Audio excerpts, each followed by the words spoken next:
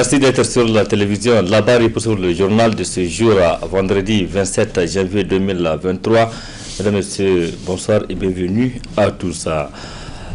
La ville de Niamey, notamment les principaux marchés de la capitale, étaient paralysés ce matin à l'appel des syndicats de commerçants. Les commerçants de la ville de Niamey ont gardé leurs boutiques fermées en protestation contre certaines mesures fiscales, notamment les syndicats de commerçants importateurs, exportateurs et grossistes associés aux délégués des commerçants et aux syndicats des transitaires demandent le départ du directeur général du Socogem. Socogem, c'est la société de gestion du grand marché.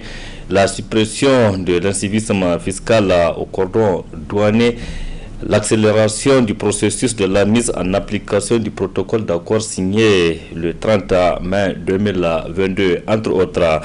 Eh bien, ce mot d'ordre a été respecté, comme l'a pu constater notre équipe qui a fait le tour de quelques marchés de la capitale. C'est un reportage signé Boubacar Ibrahim et Nasser Sedou.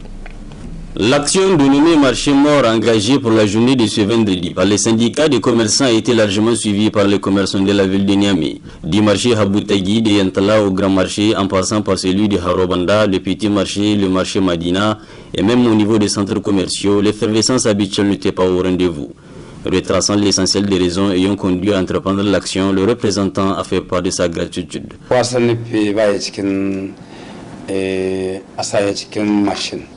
yanzu fiye ma sun sa cikin mashin shine mun kace bai kyautu ba kuma kamar akwai takarda da ake doka daga wajen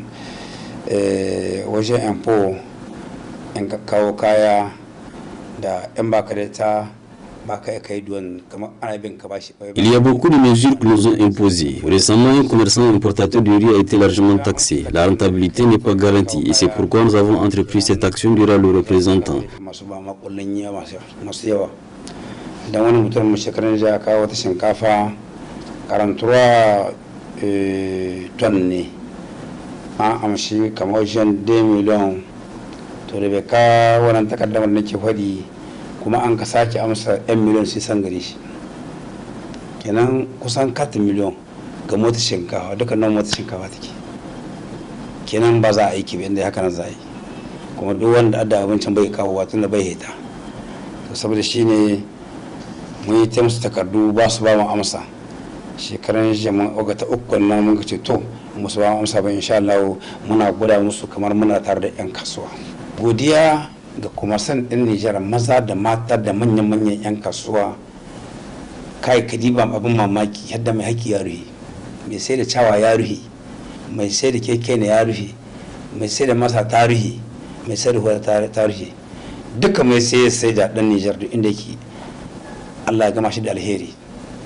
Mun gode da zan mun yi kira da babban murya ne mai kawai ne amma kuwa saware mu amma nous remercions tous les commerçants pour nous avoir écoutés en respectant largement la directive. Muna godiya gare su mun gode musu 100%. Allah ya sa kuma gobe mu kire su su saurare mu. Mu abin da muke so mu idan yara kawai Allah ya taimake su su aiki. Shi da muke fata gare su. Allah ya bar sa'a dan Nijar duk inda yake Allah ya hada shi da alheri. Allah ya kama kwanci hankali. Haba shi gabanni kun ai kira ku ji hankali mu ku hada mu. Kamar ai irin na kunci a doko dan gabas a gama shi da dan yamma a zan daya. À noter que partout où nous avions été, c'est pour la plupart les vendeurs ambulants et de produits frais qui n'ont pas suivi l'action. Sani Shekarao a aussi indiqué dans son intervention que s'ils n'ont pas eu gain de cause, ils lanceront pour cette fois-ci une action qui durera une semaine. Merci Boubacar Ibrahim. Un exploit réalisé par les éléments de la police nationale qui ont procédé au démantèlement de 2 bandes de malfrats qui opèrent à Niamey notamment. C'est donc 2 groupes de malfaiteurs ont été présentés ce vendredi matin à la presse. C'était dans le logo de la police judiciaire. Précision Ismaël Lamoumouni et Chebgisso. Au plan de la ville de Niamey, ces 2 bandes de malfaiteurs sont démantelées par la direction de la police judiciaire. La première bande, composée de 5 malfrats de nationalité nigérienne, est spécialisée dans le vol de nuit en réunion à main armée au niveau de certaines stations-service et magasins à travers la ville de Niamey. Comme mode opératoire, ces malfaiteurs elle agit généralement à un nombre de trois malfaiteurs qui sont sur une moto de marque Cassia sans plaque d'immatriculation. Donc, à part la moto, il utilise un véhicule de marque Toyota, vous l'avez vu, à bord duquel se trouvent les deux cerveaux de la bande, dont un ancien agent des forces de défense et de sécurité, suspendu de ses fonctions pour faute grave. Après avoir repéré leur cible, ils attendent des moments propices, c'est-à-dire des heures tardives la nuit, 3h, 4h du matin, où ils vont se présenter comme étant des clients aux pompistes. Et c'est au moment où ils sont en train d'être servis qu'ils commettent leur forfait en braquant les victimes, les contraignant à leur remettre les recettes et leur téléphone portable avant de fuir. L'enquête a révélé que cette bande a commis 3 cambriolages de magasins, 3 braquages de stations-service à main armée et aussi a relevé qu'ils sont présumés auteurs de plusieurs vols à l'arraché avec armes blanches portant sur des sacs et des téléphones portables.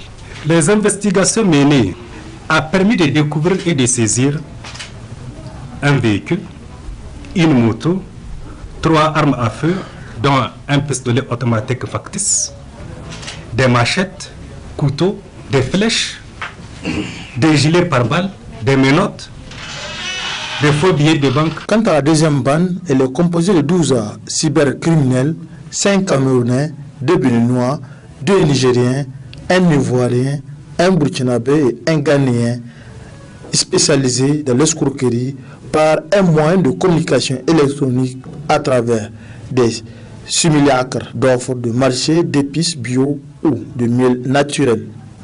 Ces cybercriminels opèrent en bande organisée. Chaque membre de la bande a un rôle précis à jouer. À titre indicatif, il y a parmi eux un qui se déguise en fou, en impercuté, dont le rôle consiste essentiellement à fouiller les poubelles des administrations publiques ou privées, les dépotoirs des gares routières, pour ramasser des documents administratifs permettant à la bande d'avoir des informations concernant leurs victimes. De son actif, la bande a causé un préjudice de 300 928 000 à ses victimes. Ouais, c'est énorme. Et les perquisitions effectuées au domicile de ces mis en cause là ont permis de découvrir et de saisir, à titre indicatif, des fausses pièces d'identité des pays cités plus haut, des faux documents de voyage, passeport, des liasses de billets pour la confection des faux billets de 10 000 en dollars, 27 listes administratives qui contiennent des informations là que nous avons parlé plus haut, des puces et des téléphones portables, une bouteille contenant des pépites d'un métal jaune qui est en examen, parce qu'il faut déterminer c'est quoi exactement, on ne sait pas pour le moment, et 381 000 francs CFA trouvés sur les suspects. Le parquet a tenu à féliciter la police pour cette prouesse. Je réitère en tout cas les félicitations du ministère public pour ces prouesses que vous réalisez et auxquelles vous nous êtes habitués. Je voudrais aussi par la même occasion vous encourager à persévérer dans la même lancée. Merci. Je voudrais aussi vous réitérer notre disponibilité à vous accompagner dans ce genre de combat pour la sécurisation de la population. Compte tenu du banditisme croissant, la police nationale appelle la population à plus de vigilance et de collaboration pour la sécurité de tous. La salle de banquet de la primature a servi de cadre ce matin pour la tenue de la 15e réunion ordinaire du comité de pilotage de Cap Sahel Niger. Une réunion présidée par le ministre des Affaires étrangères Hassoumi Massaoudou, représentant le Premier ministre Oumoudou Mahamadou. Précision avec Arika Salah sur les images de Sadou Doumi. L'Europe et le Niger franchissent une nouvelle étape dans leur collaboration pour le renforcement des capacités de forces de sécurité intérieure. C'est ce qui ressort de la 15e réunion du comité de pilotage et Cap Sahel Niger qui s'est tenue ce matin à la primature. Je vais commencer par revenir sur les 3 recommandations du comité de pilotage précédent qui étaient d'appuyer le ministère de l'Intérieur et les forces de sécurité concernées dans l'élaboration et la mise en place des doctrines d'emploi des forces mobiles, de poursuivre d'une part les formations en incluant des modules relatifs aux droits humains et d'autre part l'appui en équipement adapté aux forces mobiles et enfin de renforcer les capacités en communication et en mutualisation des communications. C'est ce que nous avons fait. Pour ce qui concerne la première recommandation, je veux rappeler que le 9 novembre 2022, un arrêté a été publié concernant la création, les attributions et le fonctionnement d'un comité technique chargé du suivi des unités mobiles et du maillage territorial des FSI. Pour ce qui concerne au volet des formations, donc de la 2e recommandation, un module de droits humains et genre a été intégré à toutes les formations dispensées par les experts de ECAP. Il en est de même pour la formation organisée par des experts organisée par les forces spéciales belges pour la CMCF3. La 3e recommandation, je suis heureuse de porter à votre connaissance qu'une étude de couverture radio VHF a été réalisée dans la zone des 3 frontières, la région de Tillabéri et de Niamey. L'objectif est d'établir les besoins en site et en équipement, enfin augmenter les capacités de l'interopérabilité des moyens radio dans cette région. En présidant cette réunion, le ministre d'État Hassoumi Massaoudou a indiqué que cette rencontre sera mise à profit pour dresser un état du lieu de la mise en œuvre des recommandations issues de la 14e réunion du comité de pilotage et Cap Sahel Niger.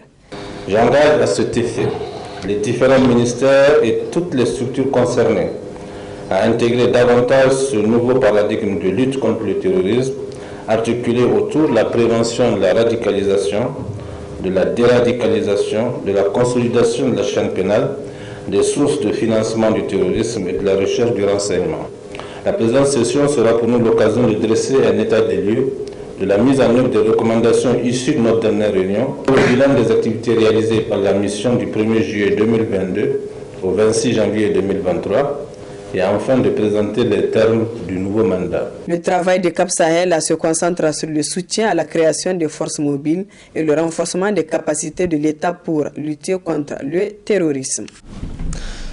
Un nouveau projet a été lancé ce matin à l'école Soli Abdraman de Niamey. C'est un projet donc accès des jeunes polyhandicapés au service d'accompagnement par l'inclusion sans frontières. Précision avec Hamza Sakou et Abakar Soleil. Créée en 2019, l'association Inclusion sans frontières se fait une association qui promeut les droits des personnes en situation de handicap, notamment l'égalité des chances. Cette association est appuyée par le projet Accès des jeunes polyhandicapés au service d'accompagnement, dont cette cérémonie est celle de son lancement. L'Inclusion sans frontières est une organisation qui œuvre pour la promotion et la protection des personnes handicapées très mal desservis, à savoir les enfants de 0 à 5 ans, les personnes atteintes de la surdicité, les personnes handicapées physiques associées à l'handicap sensoriel ou les personnes handicapées sensorielles associées à l'handicap mental ou d'autres handicaps. Le Niger effectivement a ratifié beaucoup de tests nationaux et internationaux Malheureusement, beaucoup des actions sont très peu ou mal servies dans le service de ces catégories de personnes handicapées. D'où la nécessité de la création de cette association. La surdicité est un handicap indépendant où toutes les personnes atteintes de l'handicap, de la surdicité, c'est un groupe de personnes qui ont leur propre communauté, leur culture, leur langue et qui ont un haut niveau de besoins spécifiques selon le cas de chaque enfant. Pour le chef du projet, cette rencontre est une occasion de rappeler les difficultés auxquelles font face ces enfants polyhandicapés. Ce projet est un montant de 16 398 521 francs CFA est financé entièrement par le programme WISE à travers Oxfam au profit des jeunes polyhandicapés et leurs parents. À travers ce projet, l'ISF s'entend attaquer davantage aux problèmes d'accès à l'éducation et à la formation qui réduisent gravement les chances des jeunes ayant deux ou plusieurs handicaps. Ces enfants polyhandicapés peuvent recevoir des soutiens sociaux et scolaires dans les centres où ils sont inscrits. Par ailleurs, lorsqu'il n'est pas à mesure d'étudier en milieu scolaire ordinaire, il peut bénéficier d'un service d'éducation spéciale et d'accompagnement et aide à l'acquisition de l'autonomie. À travers cette marche de solidarité, ces enfants en situation de handicap appellent les autorités nigériennes à prendre en compte leurs doléances afin de leur donner plus de chances. Direction la région de Tillabéri à présent. Le réseau des champions en plaidoyer pour le financement adéquat de la santé a organisé un atelier le jeudi 26 janvier 2023 à Tillabéri, un atelier destiné aux autorités administratives locales. C'est le secrétaire général du gouvernorat de la région de Tillabéri qui a présidé la cérémonie d'ouverture. Les images. Faire des plaidoiries en faveur du financement local de la santé et spécifiquement de la stratégie régionale de la planification familiale auprès des autorités locales, c'est l'objectif de cet atelier initié par le réseau des champions pour le financement adéquat de la santé. Cet atelier a pour objectif général d'acquérir l'adhésion des élus municipaux et des élus régionaux, mais aussi des autorités administratives des gouvernorats, à travers un renforcement des capacités sur les enjeux des interrelations population et développement et en plaidoyer pour la parenté responsable et la promotion de la planification familiale dans la région. J'attends de vous une participation active au cours de ces travaux afin d'atteindre les objectifs assignés à cet atelier. Mesdames et messieurs, permettez-moi enfin de réitérer mes sincères remerciements aux autorités régionales de Tillabéri et à l'ensemble de nos partenaires techniques et financiers, plus particulièrement l'OAS, pour avoir financé le présent atelier. En présidant la cérémonie d'ouverture de ces assises, combien importante pour l'amélioration des conditions de vie et du bien-être des femmes et des enfants, particulièrement de la région de Tillabéri, le secrétaire général du gouvernorat de la région a indiqué que la question de la santé est considérée comme une priorité dans beaucoup de pays africains, dont le Niger. Le mode de financement de tout système de santé est un facteur crucial qui détermine l'état de santé et le bien-être de la population. Au Niger, comme dans bien d'autres pays en développement, les dépenses de santé sont encore trop faibles pour garantir un accès équitable aux interventions et services essentiels de base. Or, dans le cadre de la promotion et la protection de la santé, du bien-être social et du développement économique et social durable, la déclaration d'Almata a indiqué que La santé pour tous contribuerait à une meilleure qualité de vie ainsi qu'à la paix et à la sécurité à l'échelle mondiale. Dans cette optique, la nécessité de renforcer le financement du secteur de la santé a été une préoccupation majeure des chefs d'État de notre sous-région. Je félicite le RSPFAS pour cette heureuse initiative qui offre l'opportunité aux élus municipaux, régionaux, autorités et autres acteurs de la société civile et aux responsables des services techniques régionaux d'échanger notamment sur les enjeux liés au financement adéquat de la santé. Le secrétaire exécutif du RSPFAS Niger a rappelé que c'était en septembre 2010 que le secrétaire général des Nations Unies avait lancé la stratégie mondiale pour la santé de la femme et de l'enfant et en mai 2011, au moins 40 pays et partenaires ont répondu à l'appel pour la prise d'action avec des déclarations spécifiques d'engagement. Les membres du réseau panafricain pour la paix, la démocratie et le développement REPAD Niger étaient face à la presse cet après-midi. Objectif, réagir après l'arrestation du président du dit réseau Abdoulaye Seydou, incarcéré à la maison d'arrêt de Kolo. Abdoulaye, il est accusé donc d'être en complicité avec notamment de l'incendie des hangars du village de Tamou. Le REPAD exige dans cette déclaration la libération de son coordinateur. Un extrait de précision de cette déclaration avec Ismaël Moumouni et Sadoumi. Une stratégie bien connue contre les acteurs de la société civile qui dénoncent et alertent. Collègue du réseau panafricain pour la paix, la démocratie et le développement, REPAD. Ce dernier fustige l'incarcération à Kolo de son président, mais également coordonnateur national du mouvement M62 depuis le lundi 23 janvier dernier, après avoir dénoncé l'acharnement des autorités à l'encontre de son leader. Le REPAD constate avec amertume que de 2017 à nos jours, une stratégie bien connue contre les acteurs de la société civile qui dénoncent et alertent les cas de détournement des deniers publics, de mauvaise gouvernance, de violation des droits humains font systématiquement l'objet de harcèlement, d'intimidation et d'incarcération avec comme chef d'accusation complicité d'incendie volontaire. Constate l'instrumentalisation de la justice pour assouvir des décès inavoués ainsi que la volonté manifeste des autorités de la 7e République de faire taire toutes les voix dissidentes. Constate la persistance de la mauvaise gouvernance, des détournements des deniers publics qui se chiffrent à des milliards, de la mise entre parenthèses des libertés fondamentales et des droits humains. Réaffirme son engagement à continuer sans relâche aux côtés des populations son combat pour la démocratie, la bonne gouvernance, le respect du principe de la séparation des pouvoirs, le respect des droits humains, la souveraineté et la dignité du peuple.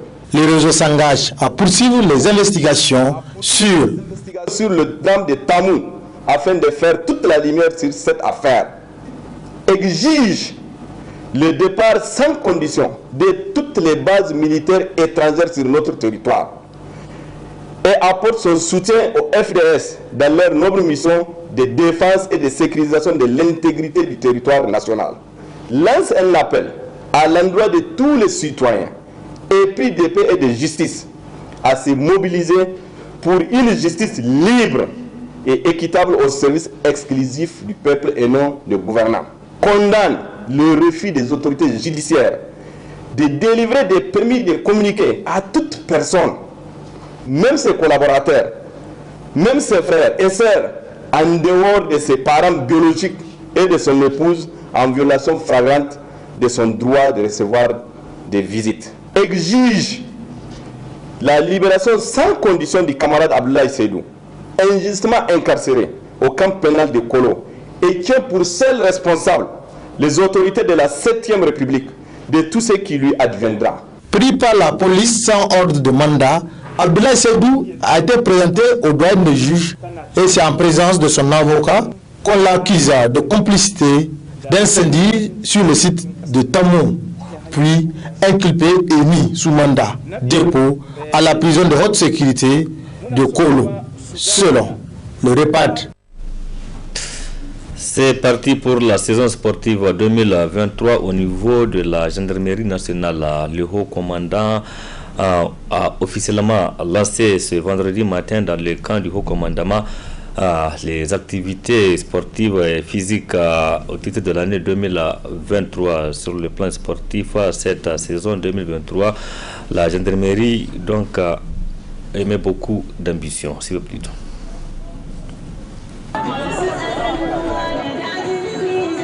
C'est avec cette rencontre amicale entre l'équipe des officiers supérieurs de la gendarmerie nationale envers Claire et celle des sous-officiers et hommes de rang envers que les activités physiques et sportives du corps de la gendarmerie nationale saison 2023 ont été officiellement lancées ce vendredi 27 janvier 2023. C'était en présence de la hiérarchie de la gendarmerie nationale et de la garde nationale, mais aussi des hommes des rangs de ces deux corps. Occasion pour les directeurs de l'information et des relations publiques et sport de la gendarmerie nationale de faire le point sur la saison 2022 écoulée avec des résultats satisfaisants. Tout au long de l'année 2022, les unités et services de la gendarmerie nationale se sont retrouvés dans des compétitions sportives du ressort de la dérivative et récréative de nos activités physiques et sportives.